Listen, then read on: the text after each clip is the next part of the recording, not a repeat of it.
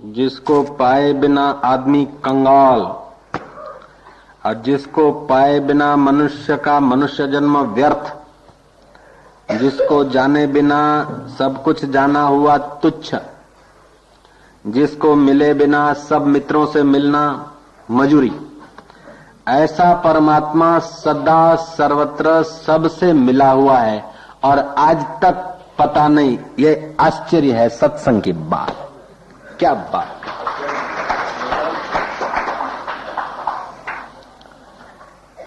मछली तो शायद पानी को छोड़ सकती है एक सेकंड के लिए भी, पानी के बिना की जगह में एक सेकंड छटपटा सकती है और तब उसे कदर पड़ती है पानी की। और पानी में होती है तो उसको पता ही नहीं कि पानी का क्या मूल्य है। जब पानी से बाहर आती है तब छटपटाहट होती है, तब उसको पता चलता कि अरे सागर भी कोई चीज है। अब मनुष्य की विटंबना यह है कि तुम परमात्मा के से एक क्षण भी बाहर नहीं निकल सकते, इसलिए तुमको छटपटाहट कभी होती नहीं। ये सत्संग है आज का। खुदा की कसम खा के बोलता हूं, क्या बात है? तो यही बात है सच्ची। ये दोनों हाथ धर दिए। एक क्षण भी अगर तुम ईश्वर से अलग हो जाओ तो पता चले कि क्या इसकी कीमत है। अभी श्वास चल रहा है तो इसकी कोई कीमत नहीं। एक क्षण के लिए तुम्हारा नाक दाब दें, मुंह शरीर दाब दें तो फिर जरा लगेगा, और एक मिनट के लिए दाब दें तो फिर पता चले। अरे नाक न दाबे, नाक से तुम सांस लेते रहो, लेकिन तुम्हारे अंगों को डामर लगा दिया जाए, जो रोमकूप है वो बंद कर लिया जाए, तो आप 15 मिनट से ज्यादा जी नहीं सकते। अभी रोमकूप का कोई, अरे हम नाक से सांस लेते हैं, फिर इसकी क्या जरूरत है? ये पता ही नहीं था कि इनके बिना भी हम नहीं जी सकते। गाना गाते तेरे लिए भी क्या जीना, अरे जाए डफो। तो कहते गए और उनके बिना जीते गए और क्या क्या करते गए। उस तत्व के बिना, उस तत्व के आधार से, अब वो तत्व ही सार है। वैज्ञानिक ढंग से देखो, वेदांतिक दृष्टि से देखो, प्राकृतिक दृष्टि से देखो, ये जो पृथ्वी खड़ी है ठोस दिख रही है, इससे 10 गुना जल है और जल के सहारे ठहरी है। बेट जो है ना, बेट, नदी में बेट दिखते हैं, ऐसे ही पृथ्वी से 10 गुना जल। जल तेज के सहारे खड़ा है, तेज वायु के सहारे खड़ा है, और सबका सहारा देने वाला आकाश सबको अवलंबन दे रहा है। और वह आकाश का सहारा है प्रकृति, महतत्व। महतत्व का सहारा है प्रकृति, और प्रकृति का सहारा है पुरुष। अब बाहर भी व्यष्टि समष्टि में और भीतर व्यष्टि में तुम्हारे शरीर में पृथ्वी तत्व है, जल तत्व है, तेज तत्व है कि नहीं है? तेज तत्व न होता तो आंखें देखती कैसे? जल तत्व न होता तो ये पानी और पसीना और ये रक्त, थूक, लाट। वायु तत्व है, ये श्वास लेते ही प्राण, फिर 5 हो जाते प्राण, अपान व्यान उदान समान। और आकाश तत्व भी है, कान, नाक, ये हृदय। तो इस शरीर में भी ये 5 प्रकार के, 5 भूतों के, महाभूतों का व्यष्टि यह शरीर, मन, बुद्धि और अहंकार। ये अष्टधा प्रकृति तुम्हारे शरीर में भी है, बाहर भी है। अब बताओ कि अष्टधा प्रकृति में तुमने 40 साल, 30 साल, 35 साल, 50 साल अभी अनुभव किया, और उसके पहले भी अष्टधा प्रकृति के शरीर मिले, उसके तुम अनुभव करते आए। और इस प्राकृतिक अष्टधा प्रकृति के संयोग जन्य सुख यदि टिकते तो एक एक दिन में तुमने कई क्षण सुख के लिए होगा।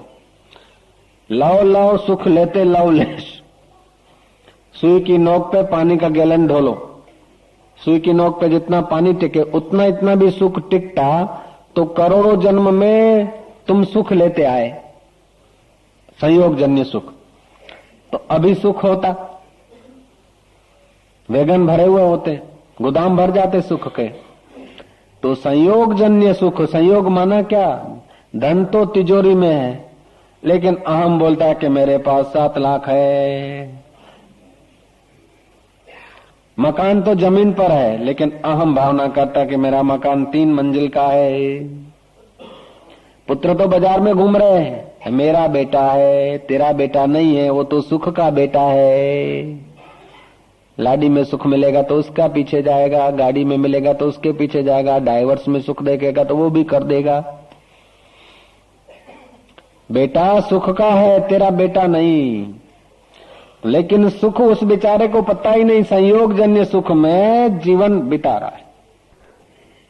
तो ये जो संयोग जन्य सुख है, इन संयोग जन्य सुखों से आज तक हम यदि सुखी होते तो सब आदमी तृप्त होते। जो वास्तविक सुख है उसको तो पीठ किया, और जो सुख से दूर लिए जा रहे हैं उसके पीछे हम पड़े। मैंने बताई थी वो मुर्गी की कहानी कि वैज्ञानिकों ने क्या करा कि मुर्गी अंडे देकर बच्चों को बना रही थी, बच्चे सेव रही थी। बच्चा जब निकलने को था, बच्चे की मुद्दत पूरी हुई, मुर्गी ने चोंच मारी, अंडा फूटे और बच्चा निकले। उस घड़ी क्या करा विज्ञानियों ने कि मुर्गी ने अंडा को तो चोंच मारी, अब बच्चा जो मुंह बाहर निकालता है, अपनी चोंच बाहर निकालता है, त्यों विज्ञानियों ने क्या करा कि असली मुर्गी हटा दी और उसके आगे बतख रख दी, बच्चे के आगे। और बच्चा को फर्स्ट इंप्रेशन पड़ा कि ये मेरी माँ है। बच्चा बतख के पीछे जाने लगा, और बतख पानी की तरफ जाती है और बतखों में घूमती है, इसका तो भाव नहीं पूछती, फिर भी ये ची ची ची ची ची करके उसके इर्द गिर्द मंडा रहा है। वो माँ बेचारी जो असली माँ है, वहां वो अपने पंख फैलाकर बुला रही है। उस पिंजड़े में पड़ी पड़ी कर्रा रही है माँ, लेकिन वहां नहीं जाता। अब बतखें चौंचे मार रही, उसका पीछा छोड़ता नहीं, और माँ बुला रही, उधर जाता नहीं। रात को ठंडी में ठुठर रहा है, फिर भी मां के पास नहीं जाता, बतख की चोंचे खा रहा है। ऐसा क्यों हुआ कि जन्मते वक्त फर्स्ट इंप्रेशन जो पड़ी ना, उसको आकर्षण उधर का हो गए। ऐसे कई बच्चों को मैं देखता हूं कि हजारों जन्मों से बतखों की चोंच खाते आए हैं। कोई एमए पढ़ा बच्चा है, कोई बीए पढ़ा बच्चा है, कोई धनवान बच्चा है, कोई निर्धन बच्चा है, लेकिन बतख की चोंच खा रहे हैं माया की। एक होती है परा प्रकृति, दूसरी होती है अपरा।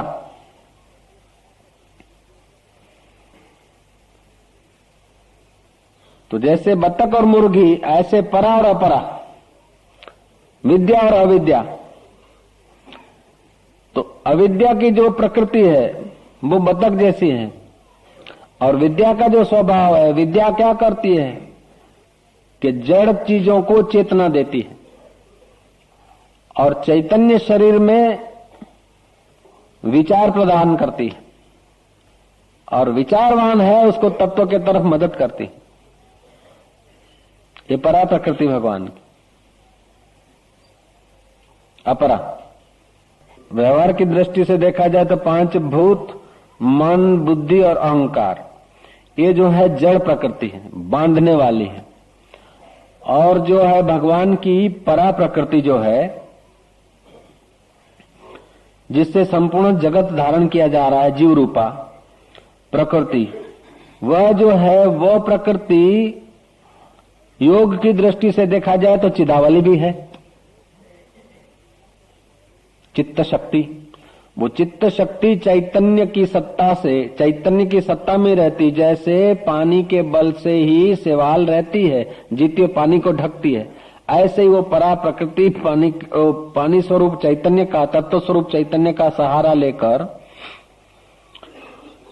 ये जड़ प्रकृति को चेतना देती। वो चित्त शक्ति न हो तो ये तुम्हारा अष्टधा जो शरीर है, ये जड़ प्रकृति का, उसको चेतना नहीं मिलती।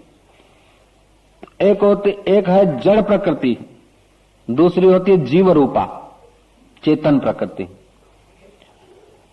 तो जड़ प्रकृति में अपना सामर्थ्य नहीं, लेकिन भगवान की जो चेतन प्रकृति है वो उसको सत्ता स्फूर्ति देती।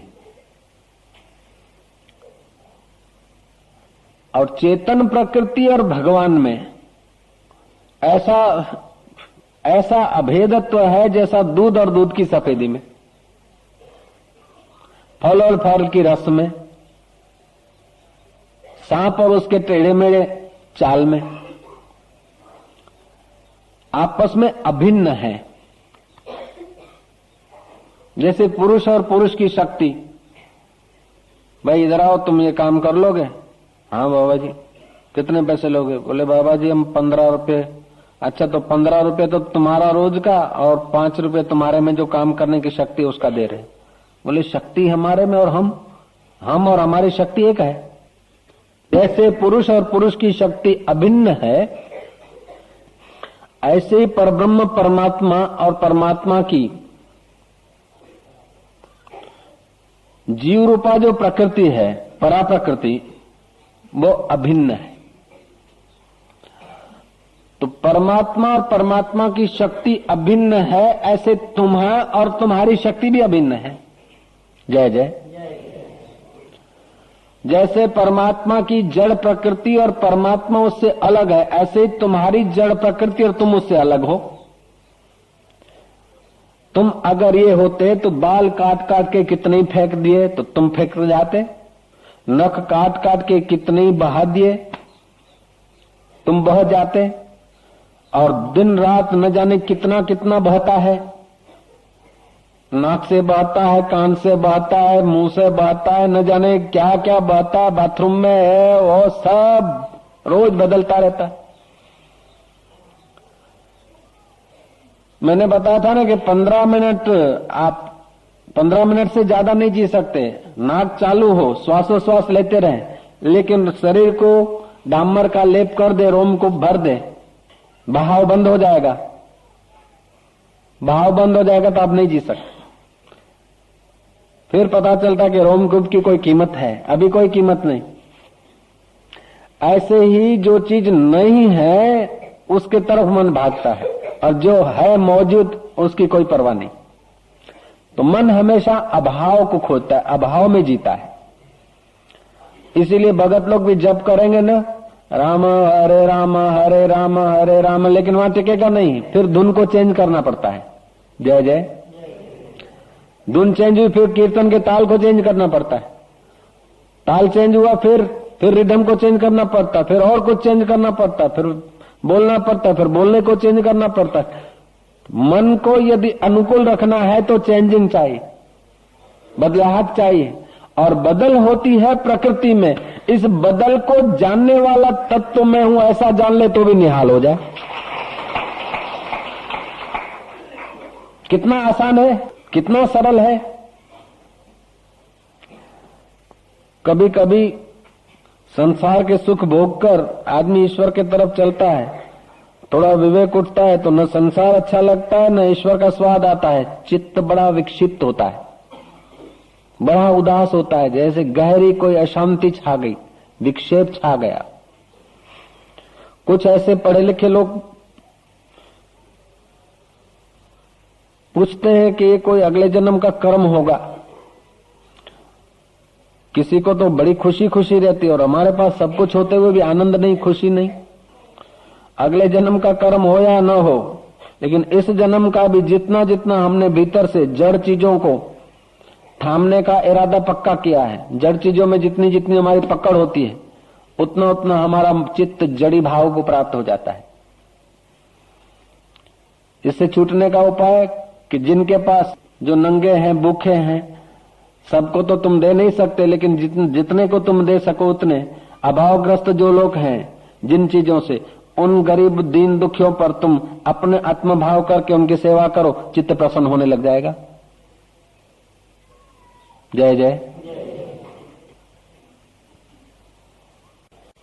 हम संत हैं, असंत के नाते हम संत हैं, दुर्जन के कारण हम सज्जन दिखते हैं, निर्धन के कारण हम धनवान दिखेंगे, अनपढ़ के कारण हम पढ़े हुए दिखेंगे, उनके पास नहीं है तब हम सेठ दिखते हैं। तो सेठ हम हुए तो उनकी कृपा से हुए, अभावग्रस्त हैं उसीलिए हमारे पास है, जिनके पास नहीं है उनके कारण हमारे पास जो है उसका सुख, उसका कुछ विशेष दिख रहा।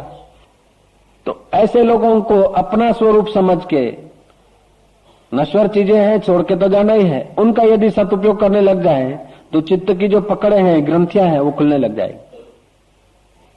तुम्हारे पास धन है तो धन, विद्या है तो विद्या, बल है तो बल, अकल है तो अकल, जो चीज है वो परोपकार में लगाओ।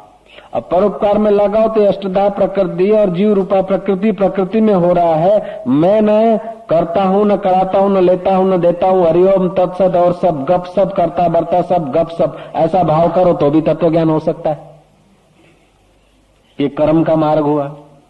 भक्ति करो, भक्ति का रास्ता लो, योग का रास्ता लो, क्या तत्व ज्ञान का रास्ता लो, लेकिन ये प्रकृति, जड़ प्रकृति के साथ जो तादात्म्य है, वो तादात्म्य विच्छेद हो जाए तो तुम्हारे जैसा आनंद स्वरूप और विश्व में कोई नहीं।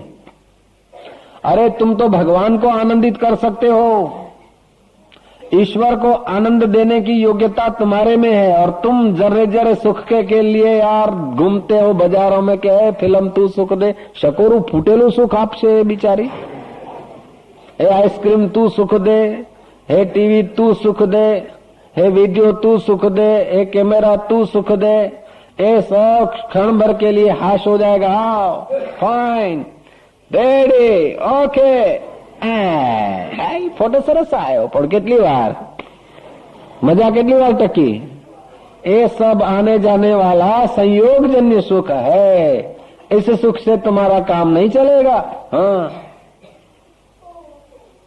इस सुख से तृप्ति नहीं होगी, इस सुख में कोई सार नहीं। कभी कभी तो पुण्य करते समय अहंकार हो जाता है, जो कर्म करने से अहंकार घटीभूत हो जाए, अहंकार घन होता है, वो पुण्य कर्म भी अशांति दे देता है। और कभी कभी तो पाप कर्म से भी शांति आने लगती है। हेतु पाप कर्म नहीं होता, अपराध होना, गिर जाना अपराध नहीं है, गिर जाना प्रमाद है, और गिरकर न उठना अपराध है। फिर से समझ लें, गिर जाना अपराध नहीं है, प्रमाद है, ना समझी है, गलती है। गिर जाना प्रमाद है, लेकिन गिरकर न उठना ये अपराध है। चित्त विक्षिप्त हो गया, ऐसा गलती हो गया, ये हो गया। कभी कभी गिरावट भी तुम्हें ईश्वर की कृपा से किनारा दे देती। मन में भर गया कि मैं कुछ जानता हूं, मेरे पास कुछ है, मेरा मकान बढ़िया है, मेरी इज्जत बढ़िया है, मेरा रुपया बड़ा है, मेरी फैक्ट्री बड़ी है, मेरा दुकान बड़ा है, मेरा दोस्त बड़ा है, मेरी औरत बड़ी है, मेरा पति बढ़िया है। ऐसे इन संयोगजन्य सुख में शायद तुम्हारा अहंकार कहीं उलझ गया है। उस उलझे हुए अहंकार को भगवान की दया से कभी कभी तुम संयमी है, मैं ब्रह्मचारी हूं, मैं त्यागी हूं, मैं अमुक हूं, इससे भी कभी कभी पकड़ आ जाती। वेदांत को जानता हूं तो कभी कभी ये चीजें भी तुम्हें वास्तविक शांति और आनंद से दूर कर देती। श्री राम। आदमी खड़ा था नदी किनारे, इधर उधर देखा और रेतीले तट पे खड़ा था, रेती बही और गिर पड़ा, नदी में गिर पड़ा। इतनी देर तो चिंता कर रहा था उस पार कैसे जाऊं, डूब जाऊंगा डूब जाऊंगा, और वो गिर पड़ा, फेंफू हुआ थोड़ा, बहाव ने उस किनारे लगा दिया। बाहरे वाह, जिंदे डरता था, अकड़े खड़ा था, चिंतित खड़ा था, बहाव ने उस किनारे लगा दिया। तो ये हुआ ईश्वर की अहेतु की कृपा, सरिता का स्वभाव। ऐसे ईश्वर का कभी स्वाभाविक कृपा, महात्मा की स्वाभाविक कृपा होती है, आदमी उस किनारे आ जाता है। तो कभी कभी अपराध होने पर भी अहम टूट जाता है, और अहम टूटा तो आदमी इस किनारे आ जाता है। ध्यान देना, कभी कभी हम अपने को सज्जन, सुखी, धनवान, अमुक अमुक मानते हैं तो भीतर से भारे खम हो जाते हैं, ईश्वर से दूर हो जाते हैं, सहजता, सरलता, स्वाभाविकता से। तो ऐसी चोट लगती है, ऐसा कोई अपराध लगता है कि अपने में जो सज्जनता थी, जो सेठपना था, जो विशेषपना था, वो बह गया तो उस किनारे हम लग जाते हैं। मैंने सुना था ना सुबह, रामानुजाचार्य कहते हैं कि ईश्वर के उपयुक्त जो भी शरीर है वे सब मनुष्य है। फिर जटायु हो, गिद्ध हो, जटायु गिद्ध तो था, कागभूषण हो अथवा तो गरुड़ हो, कोयल कुहू कुहू करके अगर परमात्मा को पुकारती तो वो भी भगवान के अधिकारी है। और मनुष्य राम राम राम राम राम राम करते हुए गंगा किनारे और लोगों के अंगूठियां अथवा लोगों के लोटे चुराता है, मालाएं चुराता है, ऐसे लोग भी हैं गंगा किनारे। राम राम जपते, माला घुमाते 3-3 घंटे, और कौन आया, कौन सुंदर है, कौन असुंदर है, वो देखने को लोग खड़े होते हैं। गंगे माता की जय करते जाते हैं, यात्रियों से बातचीत करने के लिए गंगा माई की जय कर रहे। जय तो है लेकिन हेतु शुद्ध नहीं। तो तुम्हारा इरादा यदि शुद्ध है तो कोई गलती हो गई तो उसका इतना पाप नहीं, इतना खिन्नता होने की जरूरत नहीं, इतना दुख नहीं होता। अकीदा शुद्ध, फिर कोई अपराध हो गया तो उससे चिंतित होने की जरूरत नहीं। अकीदा मलिन है और आदमी बढ़िया काम करता तो उसका भी कोई ज्यादा लाभ नहीं होता। तो हम अपनी नीयत को न बिगाड़ें, और नीयत बिगाड़ते सुखी होने के लिए। जय जय। सुखी होने के लिए नीयत बिगाड़ते हैं हम लोग। नीयत बिगाड़ने से संसार के सब सुख मिल नहीं जाते, और मिल भी गए तब भी वो लोग सुखी नहीं होते। तो खामखा अपनी नीयत बिगाड़ के बेइज्जती करना, भगवान के आगे, अंतर्यामी के आगे बेइज्जती कराना अपनी।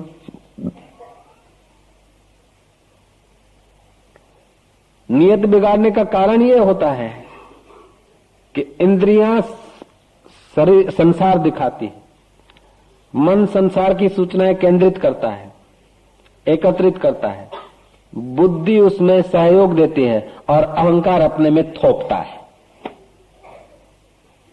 गीता तो तुमने भी पढ़ी होगी, लेकिन विश्लेषण करना पड़ेगा इस प्रकार। तभी भगवान कहते हैं कि अष्टधा जो प्रकृति है, जड़ प्रकृति है, इससे जो मेरी जीवभूता प्रकृति है, ये दम धार्यते जगत, उससे जगत धारण करता हूं। तो जैसे भगवान समष्टि का जगत धारण करते, ऐसे ही तुम भी तो समष्टि का धारण करते हो उसी शक्ति से। तो भगवान की शक्ति और तुम्हारी शक्ति एक है,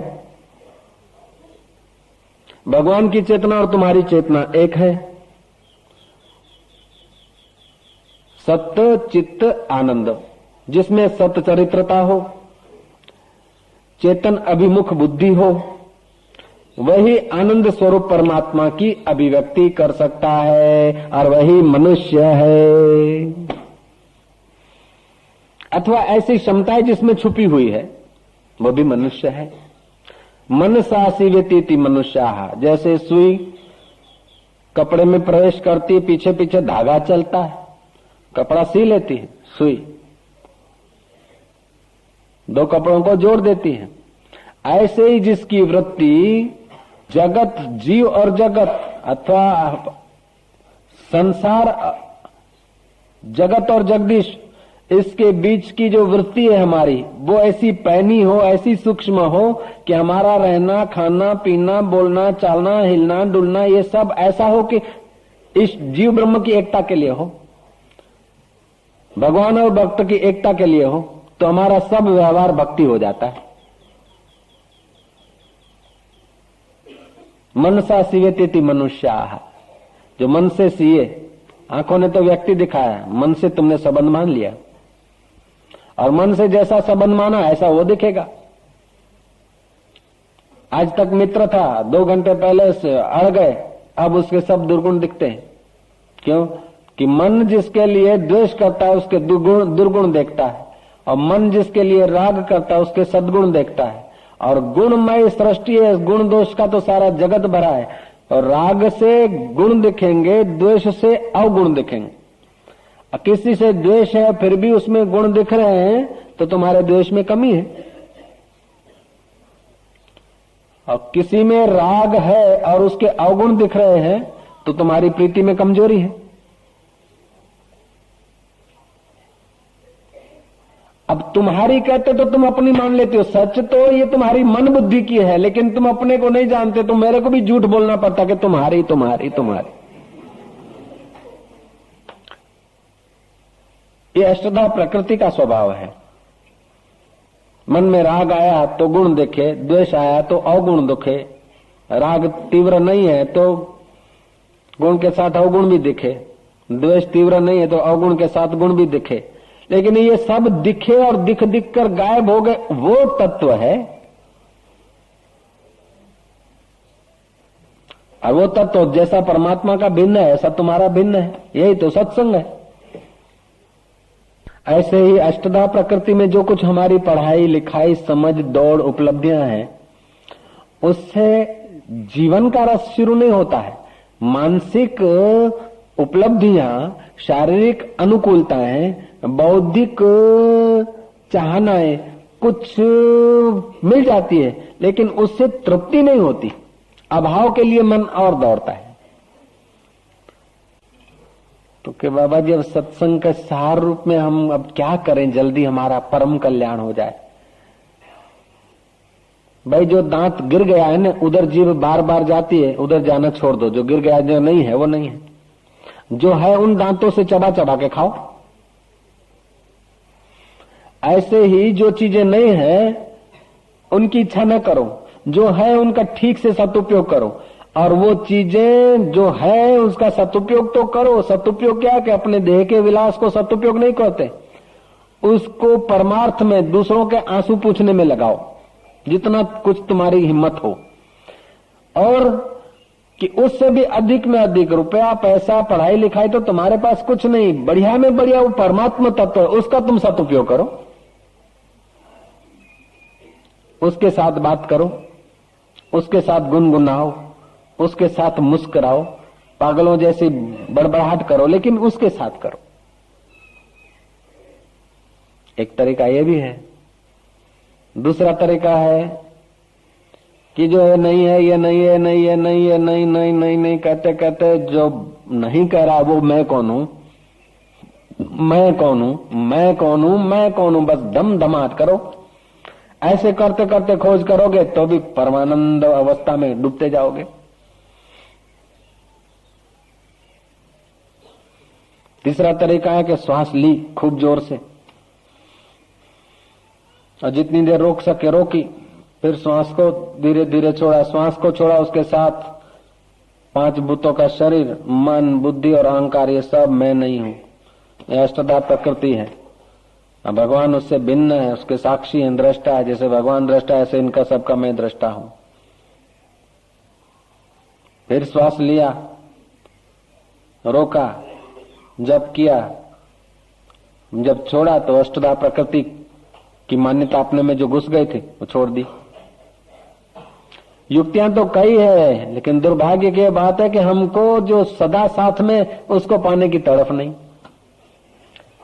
जितना हेत हराम में उतना हरि से होए, कहे कबीर वा दास का फिर पला में पकड़े कोई। ये जो नश्वर चीजें हैं उनमें जितनी प्रीति है, उससे आधी भी यदि राम के प्रति हो जाए तो आदमी निहाल हो जाए। मैंने बताया था, स्वल्प पुण्यवताम राजन विश्वासों नहीं बजाते।